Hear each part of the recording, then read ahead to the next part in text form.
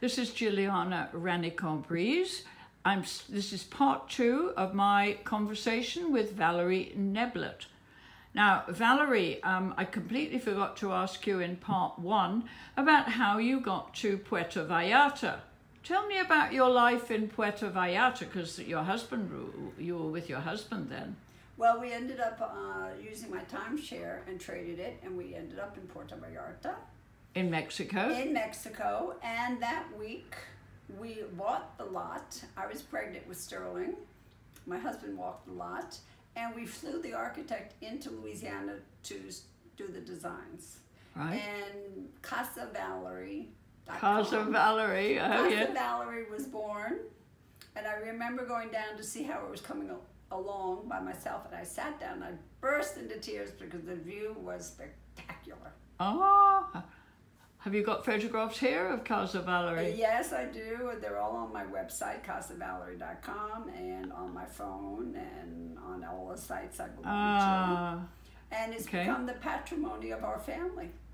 My sons, both of my sons were married there. Oh, wonderful, yes. And we did all our spring breaks there. Everybody knows Casa Valerie among the friends of my children, because they all came down to Casa Valerie to celebrate and party and go out. Well, when I went to Puerta Vallarta, I was staying in a beach hut on the beach. There you go. And it was not long after the movie, The Night of the Iguana. Well, Casa Valerie is right above the beach, Miss Maloya Beach, where they filmed Night of the Iguana. Right, right. And it's become a great business for rentals, which keeps me busy here along with the trading. Yeah, yeah. In fact, I have people going in on the 20th. Yeah, yeah. So you're busy, busy. Well, you're a businesswoman. And I love building. So the house went from 2 bedrooms to 7, and it sleeps up to 18 people. And I did all the decorating, all the architectural drawings, all the infrastructure. Fabulous. And I bought all the lots around it. So wonderful. It's a great project for me. Wonderful. And of course you speak fluent Spanish, and obviously. Yeah. Fluent Spanish. Wonderful, wonderful.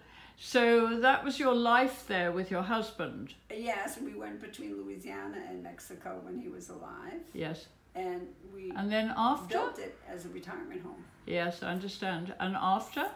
And after he passed away, I continued raising my children.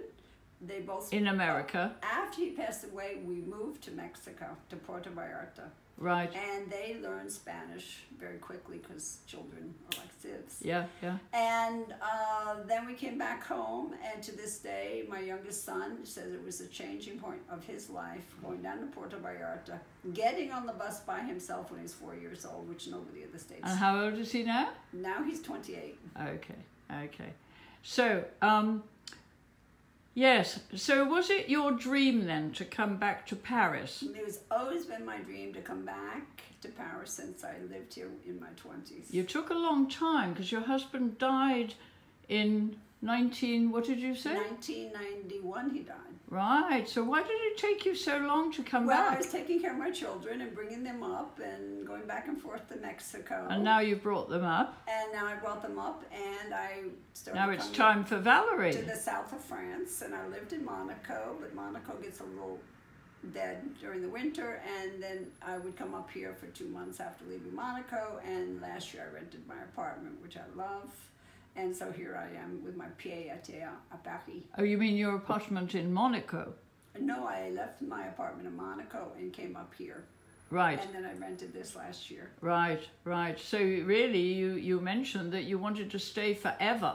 Stay forever. Like everybody would love to. Ever a day. Well, but you're not interested anymore in the cooking, only in the eating.